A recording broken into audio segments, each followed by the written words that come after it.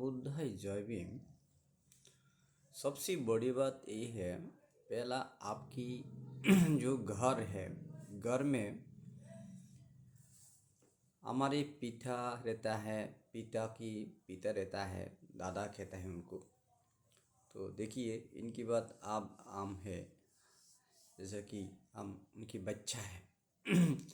तो जब एक घर बनता है, सबसे बड़ी बात घर को रक्षा करने के लिए जो घर की मेन गृहस्थ है, हमारी दादा परदादा क्या करते थे, अपनी जो संतान है, जैसे कि आपके हमारे पिता हैं, तो उनको हमेशा इन घर को रक्षा करने के लिए हर किस्म का ट्रेनिंग शिक्षा वो देते हैं। पहला वो किसान होगा तो एक किसान की सबसे किस प्रकार से उनकी खेती बाड़ी रक्षणावेक्षण करना है, वो सब उनको सिखाता है। साथ साथ में जो पैसा पानी की आदान प्रदान हुए देना लेना है, वो किस प्रकार से संभालना है वो सिखाता है। साथ साथ में घर की जो मरम्मत किस प्रकार से मरम्मत करना, और घर टूट भी गया किस प्रकार से नया करके उनको तैयार करना वो सिखाता है। और साथ साथ में परिवार की जो उनकी संतान होगा, पुत्र पुत्री होगा, उनको किस प्रकार से लालन करना है, पोषण करना है, इनकी जो भरपाई करना है वो सिखाता है। तो इसी प्रकार एक पिता पुत्र को सभी के बारे में इनकी शिक्षा देता है। साथ साथ में उनको जो धार्मिक शिक्षा भी दिया जाता है, जैसे कि वो बौद्ध धर्म में है और बौद्ध धार्मिक जो नियम नीति है उनको सिखा जाता है। और साथ साथ में धार्मिक के साथ सामाजिक भी कुछ जिम्मेदारियाँ बनता है। सामाजिक जो जिम्मेदारियाँ हैं वो भी आपकी और आपका जो दादा परदादा है वो आपका पिता को सिखाता है। तो समाज की बहुत सारी जिम्मेदारियाँ होता है कि समाज में जब हम रहते हैं, हम अकेला को भी नहीं जी सकता है। हम इंसान सामाजिक जीव है, तो इसके लिए समाज को हमेशा लेके चलना पड़ता है, क्योंकि समाज का ऊपर बहुत सारी हमें निर्भर होना पड़ता है, बहुत सारे चीज़ में हमें निर्भर होना पड़ता है। और समाज को भी हमें ज़रूरत है, हमें समाज की ज़रूरत है, क्यों हम इंसान हो सकता है, हमारे पास सभी चीज़ नहीं है, सभी ज्ञान नहीं है, बुद्धि नहीं, कला नहीं, अक्ल नहीं है। तो हम इस समाज में दुनिया में जब तक जिंदा रहेंगे, हमें इनके लिए बहुत लोगों की सहारा सहायक मदद ज़रूरत है, और हमें भी उनको मदद करना है। ये हमारी एक जिम्मेदारी होता है। तो इसी प्रकार सामाजिक ऊपर जो भी किसी हम जिम्मेदारी को निभाएंगे और किसी प्रकार से समाज को हम मदद लेंगे और देंगे, वो भी हमारी दादा परदादा पिता माता हमें सिखाता है, हर पुत्र को पुत्री को सिखाता है। और साथ साथ में राष्ट्र, हम जिस देश में रहता है, वो इंडिया हो, अमेरिका हो, लंदन हो, जापान हो, हर देश में कोई भी देश में आप रहे और कोई स्टेट में रहे, हर स्टेट की देश की आपका भी जिम्मेदारी बनता है। क्यों स्टेट देश आपको सुरक्षा देता है, आपकी संपत्ति की सुरक्षा देता है, आपकी जान माल संपत्ति सबको सुरक्षा देता है।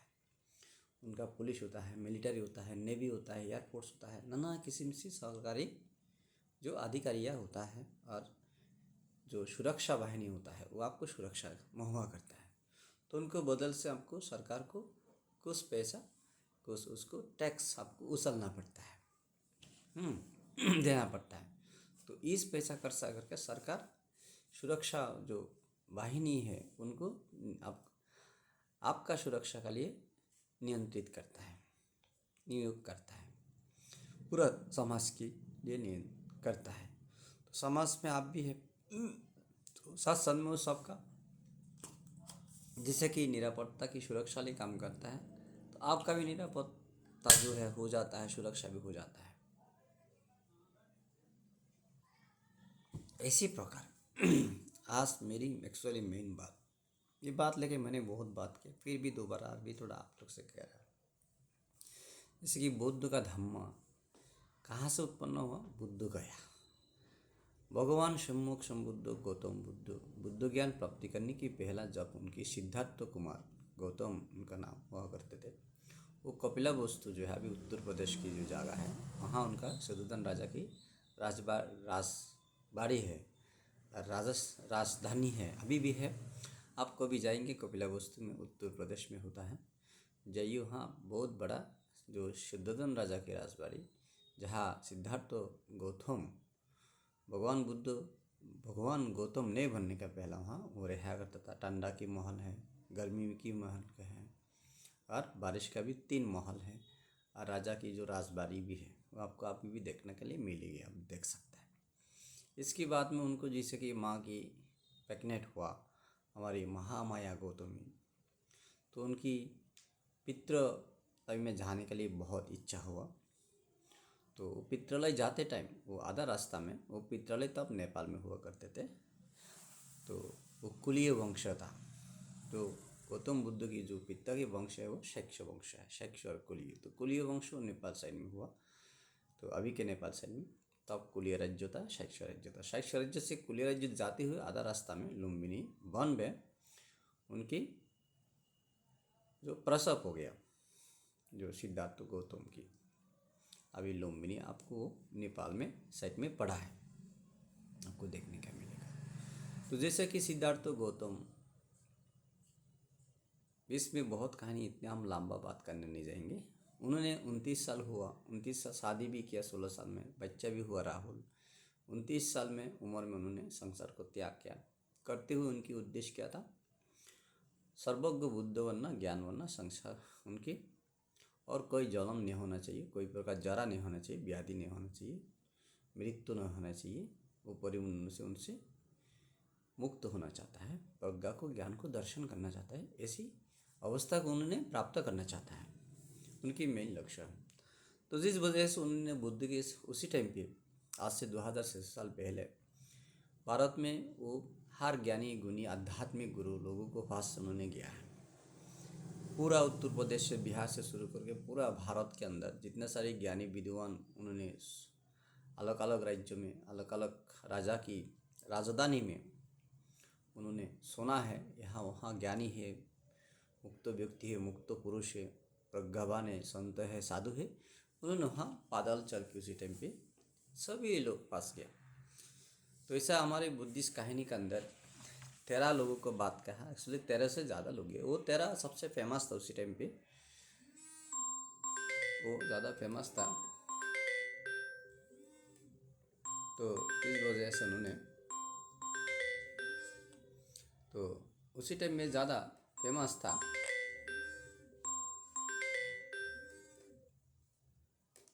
उसी टाइम में ज़्यादा फेमस होने का फेमस था, उनका नाम किताबों में, ग्रंथ में वो नोट हो गया, वो लिपिबद्ध हो गया। तो मेन इस उसी टाइम पे उन्होंने बहुत सारे साधु संतों के पास गया, बहुत सारे साधु संतों के पास गया, जो लोग बहुत आध्यात्मिक था, लोग को ऋषि कहा जाता था तब। अभी जैसे कि बहुत सारे साधु आपको देश में मिलेगा अलग अलग हिंदू धर्म की, तो वो लोग कोई हिंदू धर्म वैसा धर्म का कुछ नहीं है। वो लोग एक ऋषि था, ऋषि का कोई धर्म नहीं है, वो प्रकृति की पुजारी है, निसर्ग की पुजारी है, ज्ञान की प्राप्त करना चाहते हैं। वो कोई हिंदू धर्म से बिलोंग नहीं करता था, वो लोग ऋषि मुनि है। तो ऋषि मुनि उसी टाइम में जो भी था, उसी टाइम में ज़्यादा फेमस था, पॉपुलर था, सभी लोग को फंस गया। लेकिन उनको किसी से उनका जो उद्देश्य, लक्ष्य, अशांत मन के शांत, जो उनकी महान इच्छा है, महान ज्ञान की प्राप्ति करना है, किसी के पास नहीं मिला। तो बीच में उन्होंने आते आते आते आते बिहार का, अभी जो बिहार है, बिहार में आज जैसे कि डुंगेश्वरी एक जगह रखा है, और बिला वन कहता था, वहाँ आके उन्होंने 6 साल तक ध्यान किया। 6 साल रहा, अलग अलग तरीका, अलग अलग रास्ता उन्होंने मार्ग को उन्होंने अपनाया। अपनाने के बाद में भी उन्होंने कभी उनको ज्ञान नहीं मिला। जो आज आपको देखने का मिलेगा, महाकुंभ जो है अभी प्रयागराज में हो रहा है उत्तर प्रदेश में, वहाँ आप लोग जाए ना जाए, आप लोग अभी फेसबुक मीडिया, सोशल मीडिया में सब देखने का मिल रहा है। वहाँ किसी प्रकार कौन कौन किसी का साधु है, संत है, कैसी वेशभूषण है, कहीं इनका जिंदगी है, कला है, तरीका है, आपको आज सोशल मीडिया के माध्यम से यूट्यूब, गूगल्स और फेसबुक ऐसे माध्यम से आपको आसानी से वीडियो वो देखने का मिल रहा है। एक टाइम भी मैं खुद भी पता किताब में पढ़ा है, ऐसे साधु हो सकते हैं, संत हो सकता है, इसी प्रकार उनकी ज़िंदगी है, कला है, इसी प्रकार से कृत्य करता है, वो बात हमने किताब में पढ़ा है, लेकिन हमको आंखों से देखना नहीं मिला कभी। तो आज सबसे बड़ी बात है, हम धन्यवाद देता है सोशल मीडिया को और मल्टीमीडिया को, टेक्नोलॉजी डिवाइस को। आपने हमें आसान कर दिया, हम वो चीज़ को ढूंढने का जाने का ज़रूरत नहीं है। आप हमें वो फ़ोटो का माध्यम से वीडियो बना के सोशल मीडिया की तरफ से हमें देखने के लिए मौका दे रहा है, तो हमें जान पा रहा हूँ, बहुत सौभाग्य की बात है। तो बहुत पॉजिटिव है नहीं? तो इनसे हम सांस और जो और क्या है वो पता हो रहा है, और उन्हीं की जो स्टेटमेंट है वो क्या करता है, किसी प्रकार लाइव उनका लक्ष्य क्या, उद्देश्य क्या है, तो वो भी हमें उनसे सुनने का मिल रहा है। वो नाना जो मीडिया है, चैनल है, वो इंटरव्यू ले रहा है, उनकी इंटरव्यू से उनकी आचार आचरण, बिहेवियर, स्वभाव, नेचर सब वहाँ निकाल के आ रहा है, वो हमें देखने के लिए मिल रहा है। तो इसी प्रकार बुद्ध भी उसी टाइम पे इसी चीज़ को बुद्ध ने, जैसे कि धम्मचक्र प्रवर्तन सूत्र हो, अलग अलग सूत्र में अलग अलग ग्रंथ, महापरिनिर्वाण सूत्र है, वहाँ इस बात को उल्लेख है बुद्ध ने ऐसा बुद्ध ज्ञान प्राप्त करनी, इसी से ज़िंदगी उन्होंने गुजरा है, लेकिन उससे उनको ज्ञान प्राप्त नहीं हुआ, संतुष्ट नहीं हुआ। तो इसके लिए धम्मचक्र प्रवर्तन सूत्र में कहा है, ज़्यादा सुख शांति समृद्धि जिंदगी से भी ज्ञान नहीं मिलता है, और ज़्यादा दुखी पीड़न उत्पीड़न व्यथा देखे शरीर को भी ज्ञान नहीं मिलता है। तो मध्यम मार्ग, मध्यमा प्रतिपगा, जो मध्यम मार्ग को अपना के ज्ञान को प्राप्त कर सकता है, ऐसी वहाँ हमें धम्मचक्र प्रवर्तन से देखने का मिलता है। तो ऐसे चलते हुए बुद्ध ने मिडल पथ एकदम लास्ट में आके जो मिडल पथ, जो मिडल मार्गों को अपना के, मध्यम मार्ग को अपना के गया कि महाबोधि ब्रह्म में उन्होंने ज्ञान प्राप्त किया। करने की बात उन्होंने इस ज्ञान इतना आसानी से प्राप्त नहीं, बहुत कठिन से, बहुत पारमिता से, दशो पारमी, दशोपपारमी, पारमर्थ पारमी और सारी असंख्य लक्षाधिक कल्पों को उन्होंने परिपूर्ण करते हुए इन ज्ञान को प्राप्त हुए। तो एक असंख्य कल्पों का मतलब एक का पीछे हजारों जीरो लगाने के बाद में एक असंख्य कल्प होता है। ऐसे एक कल्प कहाँ कहते, पृथ्वी की एक बार उत्पन्न होने से खत्म होना तक एक कल्प होता है। ऐसे हमारे बुद्ध धर्म की कल्प है। इसी प्रकार उन्होंने चारि असंख्य लक्षाधिक कल्प पैया पारमिता पूर्ण करके बुद्ध बनाए। क्यों? 3 प्रकार बुद्ध बनने के लिए 3 पारमिता होता है। एक पैया पारमिता, श्रद्धा पारमिता, वीर्य पारमिता, 3 किस्म की बुद्ध को पारमी पूर्ण करना पड़ता है। तो हमारे गौतम समुद्र पैया पारमिता जो है वो चारि असंख्य लक्षाधिक कल्प बाद में उन्होंने ज्ञान प्राप्त किया। और जो श्रद्धा पारमिता उनको लगता है 8 असंख्य लक्षाधिक कल्प, और जो वीर्य पारमिता है उसको 16 असंख्य लक्षाधिक कल्प पारमी पूर्ण करना पड़ता है। एक सम्मुख समुद्र उन्हें, इसे हमारे बुद्ध धर्म का धर्मता है। तो इसी यहाँ में विशुद्धि मार्ग प्रमुख बहुत सारी अंगुत्तर निकाय, संयुक्त निकाय जो किताब है उनमें बुद्धि की 3 पैया पारमिता, श्रद्धा पारमिता, वीर्य पारमिता, 3 किस्म की जो सम्मुख संबुद्ध की पारमिता पूर्ण की नियम है। जो यहाँ 10 पारमिता के अंदर उनकी सिपेस्ट मतलब प्रिंसिपल है, लीडिंग पारमिता होता है पैया पारमिता, इसे समुद्र। और दूसरे बुद्ध श्रद्धा पारमिता, उनकी श्रद्धा लीडिंग करता है। और तीसरा वो वीर्य पारमिता। तो श्रद्धा का मतलब आपको जैसे कॉन्फिडेंस, फेथ है। प्रज्ञा मतलब knowledge, always wisdom, always intellectuality पैया है। और जो श्रद्धा पारमिता, श्रद्धा में गलती भी हो सकती है, तो इसके लिए ज़्यादा टाइम लगता है श्रद्धा पारमिता पूर्ण करने के लिए। गलत भी हो सकता है, अच्छा भी हो सकता है, बुरा भी हो सकता है श्रद्धा पारमिता पूर्ण करते हुए। क्यों? आप विश्वास करता है लेकिन आप नॉलेज रखता नहीं है, तो नॉलेज को इम्पोर्टेंट नहीं देने का वजह से आप किसी को कोई गलत चीज़ को विश्वास कर लिया, आप एक्सीडेंट भी हो सकता है, आपको पनिशमेंट भी हो सकता है, दुख भी हो सकता है, दर्द भी हो सकता है, इसमें मौत भी हो सकता है। तो इसके लिए श्रद्धा पारमिता सारी पैया पारमिता से भी 2 गुना ज़्यादा टाइम लगता है बुद्ध बनने के लिए। तो श्रद्धा पारमिता से ज़्यादा डबल टाइम लगता है किसको? वीर्य पारमिता। वीर्य जो है वो बहुत जीत होता है, वो जीत बहुत करता है, मैं करूँगा ही करूँगा।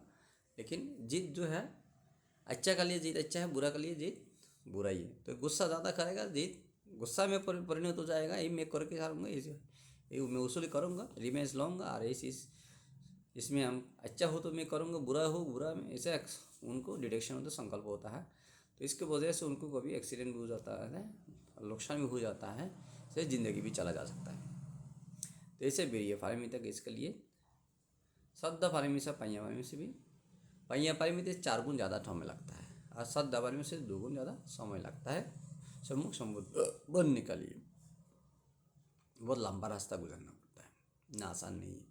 एक बुद्ध बनना इतना आसान नहीं है, बहुत कठिन है, बहुत समय है, बहुत पारमिता है, इतना आसान से होता है।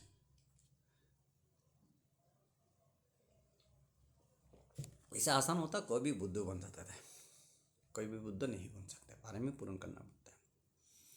तो देखिए ये पहिया पारमिता हमारे सम्मुख गौतम सम्मुख संबुद्ध, ये बुद्ध गया बुद्धि ब्रह्म के नीचे ही उन्होंने ज्ञान की प्राप्ति करने के बाद में आज के बिहार उत्तर प्रदेश अलग अलग जगह में पूरा धम्मों को प्रचार किया, और पूरा विश्व में धम्मों को प्रचार 45 वर्ष तक डे नाइट, बहुत लंबा समय तक उन्होंने धम्मों प्रचार किया। ऐसे पृथ्वी के इतिहास में कोई धर्म गुरु जो धम्म का फाउंडर है इतना धम्म कोई प्रचार नहीं किया, आपको नहीं मिलेगा।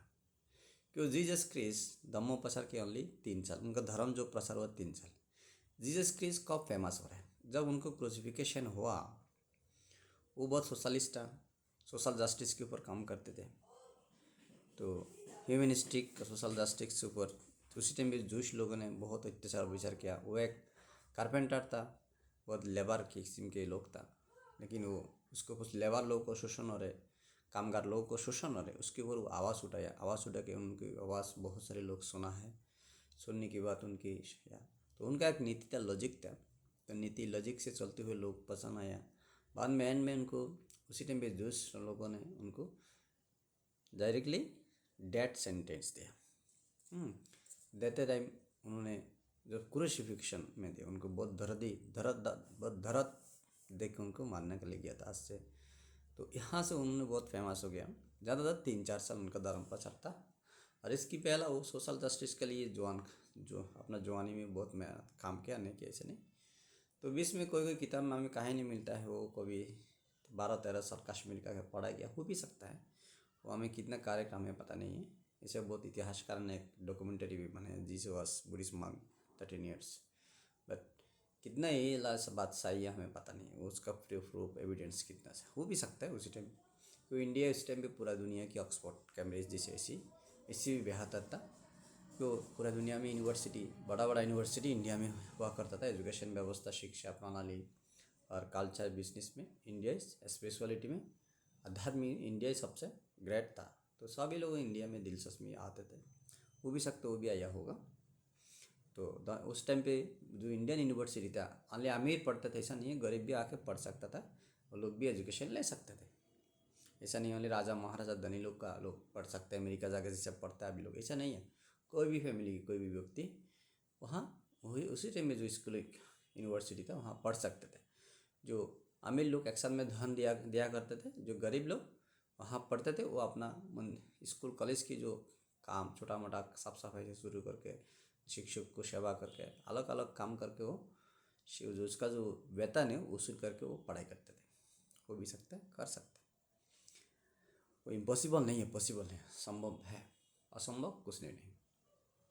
तो बात देखिए ये जो बुद्ध गया जैसे कि महाबोधि महाविहार, जहाँ बुद्ध ने ज्ञान प्राप्त किया, तो यहाँ बिहार में इस टाइम पे हम आज बिहार में रह रहा हूँ 6 साल से।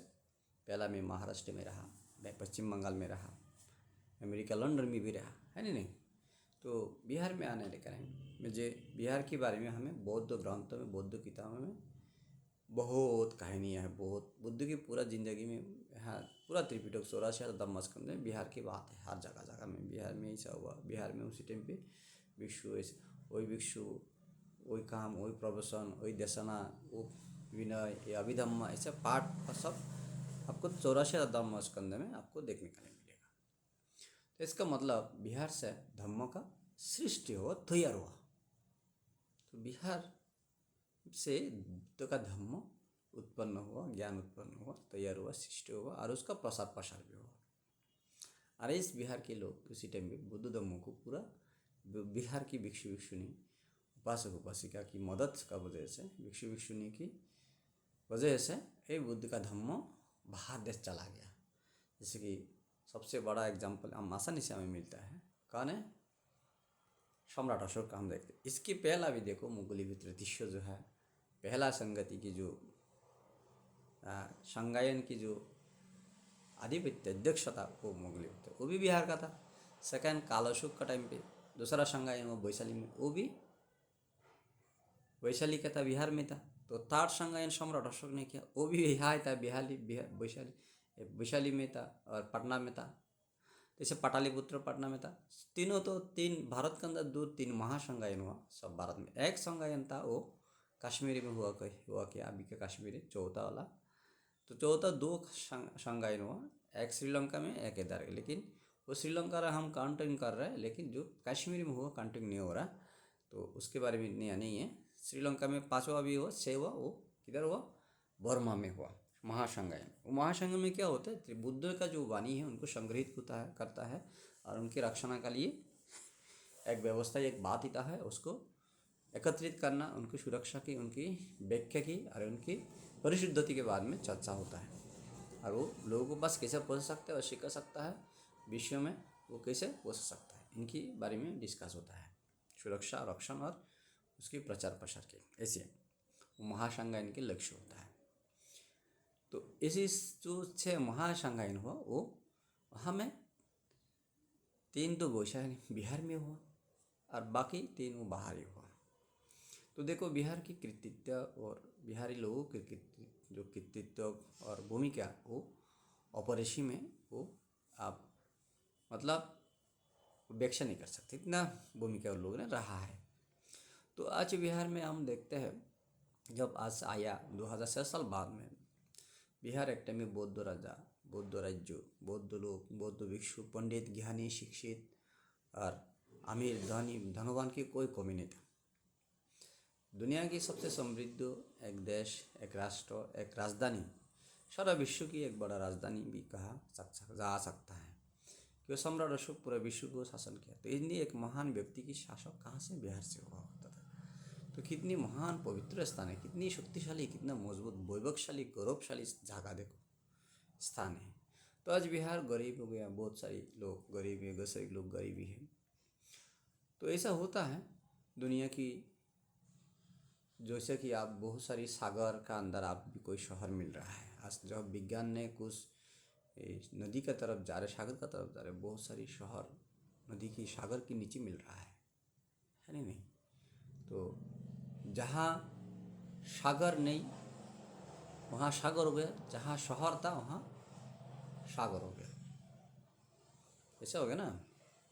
जहाँ सागर वहाँ शहर और जहाँ शहर वहाँ सागर हो गया। ऐसा है दुनिया को, भूमिकंप होता है, प्राकृतिक दुर्योग होता है, इस वजह से कभी दुनिया की मिट्टी इधर से इधर, इधर से इधर, जिधर मिट्टी क्यों ये पृथ्वी में 4 भाग के 3 भाग पानी, 1 भाग मिट्टी, ऐसा कह रहा है ना विज्ञान ने, जो जियोलॉजिस्ट जो इसकी डिफिनेशन में, इसकी रिसर्च में ऐसा कह रहा है। तो इस वजह से जब तभी भी जब जहाँ पृथ्वी उठता है, मिट्टी है, वहाँ जाके फिर लोगों को जनबसती होता है। जहाँ पानी वहाँ जानवर की बसती होता है, जो पानी में जो जानवर होते रहते हैं, इसी प्रकार चल रहा है। तो ऐसे है। तो आज ऐसा पूरा विश्व कैसा हो सकता है, तो बिहार में भी ऐसा हो सकता है। एक टाइम में बिहार बहुत धनवान अमीर लोग था, सारा विश्व की सबसे समृद्ध स्थान था। आज बिहार भारत में सबसे गरीब स्टेट से हो गया, गरीब जगह हो गया, गरीब लोगों को बसती हो गया, ऐसा है ना? तो उसी टाइम पे जैसे कि बुद्ध का समय में हज़ारों साल तक बिहार में बौद्ध धर्म के बौद्ध लोगों की वास्ता, यहाँ बुद्धिस्ट लोग नहीं है। 1% लोग बुद्ध धर्म में, 99% लोग बुद्ध धर्म को मानता नहीं है। वो भी 1% जो लोग, वो लोग आर्थिक रूप से बहुत कमज़ोर है, शिक्षा में कमज़ोर है, वो लोग बहुत कमज़ोरी लोग हैं। तो बुद्ध धर्म को प्रचार प्रसार करने के लिए शिक्षा चाहिए, अर्थ चाहिए, धन चाहिए, संपत्ति चाहिए, तो वो लोग का जो है परिपूर्ण रूप से नहीं है। तो जिस बहुत से बुद्ध की 2 धम्म है, शायद से प्रचार हो नहीं पा रहे हैं। तो आज लोग बहुत संघर्ष कर रहे हैं, बहुत लड़ाई कर रहा है, जैसे कि उनकी मूर्ति आज़ादी के लिए। एक्चुअली बात ऐसा है, सबसे बड़ी हमारी जिम्मेदारी यह होता है, यहाँ के जो हमारे लोकल, जो बिहार के हमारे लोग हैं, जो ये लोग पहला में बौद्ध था, एक बौद्ध नगरी, बौद्ध राष्ट्र, बौद्ध देश, यहाँ से धम्म पूरा दुनिया में गया है। यहाँ का लोगों ने धम्मों को पूरा दुनिया में लेके गया है। तो आज यहाँ का लोगों को पहला अपनी जो पूर्वज का जो इतिहास है उनके बारे में उन लोग को जानकारी देना, सिखाना, बुझाना, उनका जो गौरव था, वैभव था, स्थिति काल था, समय था, क्या था, उनकी पहला वो बात को याद करा देना सबसे बड़ी बात है। जैसे कि वो लोग इस बात को याद होगा, इन बारे की जानकारी होगा, समझ पाएंगे, वो लोग ऑटोमेटिकली अपनी जो वैभवशाली जिंदगी, गौरवशाली जिंदगी, उत्तम जिंदगी कौन वो पाना नहीं चाहेंगे। तो बौद्ध समय में बिहार की सबसे गौरवशाली, वैभवशाली समय था। तो इसके बाद में बिहार के ऊपर बहुत अत्याचार और मुसलमान शासक आया, बाद में हिंदू ब्राह्मण्य शासक था। तो इनके ऊपर वही दोनों शासक ने बिहार के ऊपर ज़्यादा लुंठनी हुआ, बिहार के लोगों को ज़्यादा तबलीग बेता दोहरात हुआ, आर्थिक रूप से नाना किस्म से शिक्षा, आर्थिक हर किस्म से बिहार के लोग को दिन दिन पीछे जाना पड़ा, कमज़ोर होते गया, सबल हो नहीं पाया। तो उनके लिए क्यों, जो मानवतावादी, जो प्रज्ञावादी, साम्यवादी जो विचारधारा बुद्धि की, वो यहाँ से ख़त्म होने का वजह से बिहार समाज में जो विरोध, जो भेदभाव, वर्णवाद, हिंसा, ऊंचा नीचा भी नाना किसी समाज में आके इसके वजह से बिहार की गौरवशाली दिन कम होते रहा, लोग पाने लगा, और इसको कमजोर होते सबसे नीचे स्तर में हो गया। तो इनके लिए बौद्ध का विचार फिर दोहरा यहाँ लोगों के लिए बहुत ज़रूरी है कि ये चीज़ यहाँ के लिए बहुत कार्यकर है, बहुत सुखकर है, बहुत मंगलदायक है, बहुत कल्याणदायी है यहाँ के परिवर्तन के लिए। जो अपनी पुरानी स्थान को दोहराना का, उसको प्राप्त करना, उसकी वापसी के लिए बुद्ध के विचार बिहार में सबसे जरूरी है।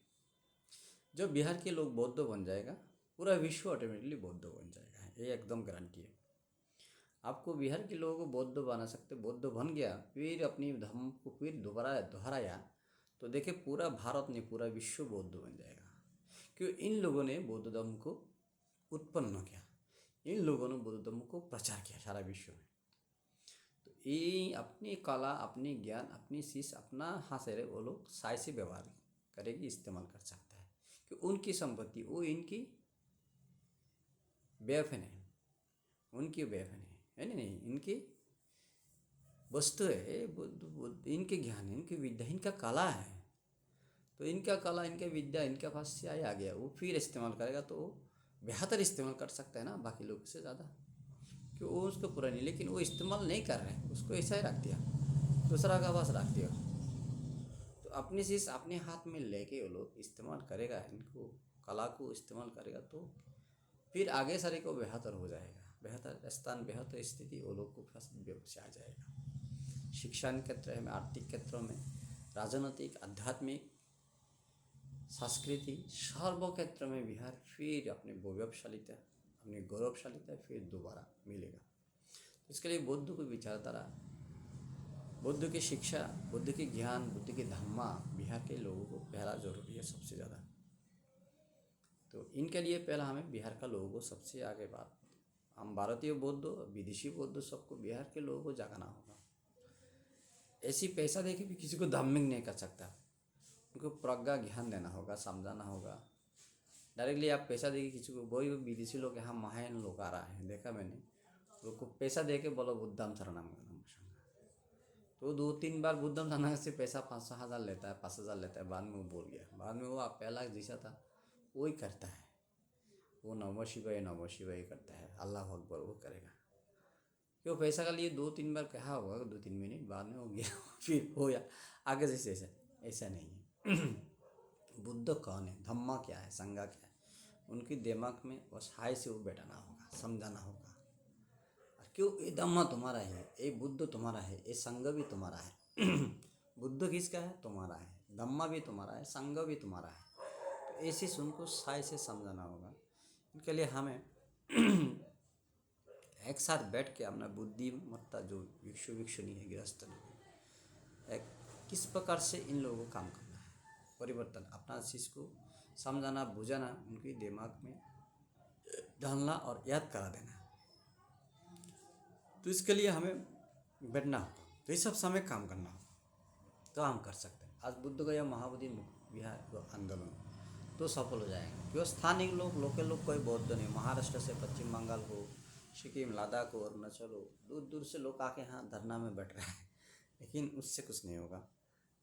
मेन बात यहाँ के स्थानिक लोगों को बौद्ध बनना होगा। वो लोग 100 लोग, 1000 लोग, 5000 लोग एक साथ हो गया, काल बुद्ध विहार बौद्ध लोग के हाथ में हो जाएगा।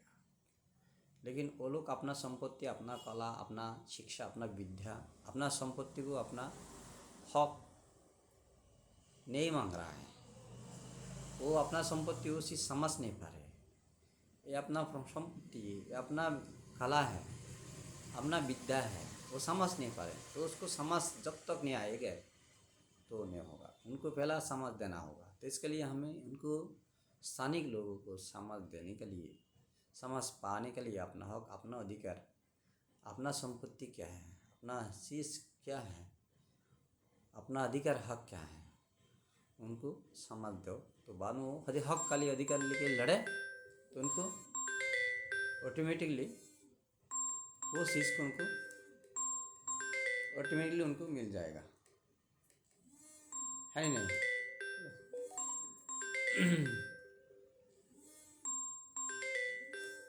तो ये सबसे बड़ी बात है। ये जब तक नहीं होगा तब तक वो चीज़ नहीं होगा, ठीक है ना?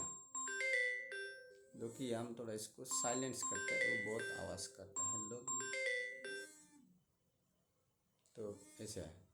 तो सबसे बड़ी बात इस चीज़ को यहाँ लोगों को समझना, समझाना, बुझाना, इनको जागरूक करना ज़रूरी है। सब मैं सबको विनती करूँगा, आप जो हमारे भारतीय बौद्ध लोग हैं, कि हम बौद्ध धर्म में 3 ग्रुप है, महायान, वज्रयान, थेरवादा, वो भी है। कोई ग्रुप का हो, अपने अपने ग्रुप होके भी लोगों को जागाओ, जागरूक करो। और वैश्विक बौद्ध लोगों को आपको आर्थिक मदद के लिए चाहिए कि जाना आना रहना, तो गरीबी लोगों को आर्थिक मदद भी करो, उनको खाना पीना, रहना, घर का रहना, कपड़ा चुपड़ा, दवा पानी की भी मदद चाहिए। साथ साथ में धम्मों को शिक्षा, स्कूल कॉलेज बनाना चाहिए, दवा पानी, तो उनके लिए विदेशी बौद्ध लोग सब मदद मांग सकते हैं। वो चीज़ यहाँ जो लोग के लिए हम काम करके उनको इस चीज़ को महुआ कर सकता है, दे सकता है। तो मुझे लगता है इसी प्रकार से हम जाएंगे तो एक परिवर्तन आएगा। तो अपनी धर्म लोग समझ पाएंगे, अपनी हक, अधिकार, अपनी वैभव क्या है, अपने अधिकार क्या है, हक क्या है, तो वो लोग पता जाए, वो लोग खुद संघर्ष करेगा, संघर्ष करके अपने अधिकार को अदाय करेगी, वो पूरा करेगी। हमें ओनली उनको ज्ञान, प्रज्ञा, समाज देना सबसे बड़ी, उनकी जागरूक करना सबसे जरूरी। वो चीज़ कोई नहीं कर रहा है, ओनली संघर्ष ऐसा करके क्या होगा? क्यों आप बाहर से आके, दूर से आके इनको कितना दिन संभालोगे? यहाँ आपको इस घर को बनाने का, रक्षा करने का हिसाब पहला से बोला, इसी प्रकार यहाँ घर का मालिक, मालकिन तैयार करना होगा, उनको इसी प्रकार से ट्रेनिंग देना होगा।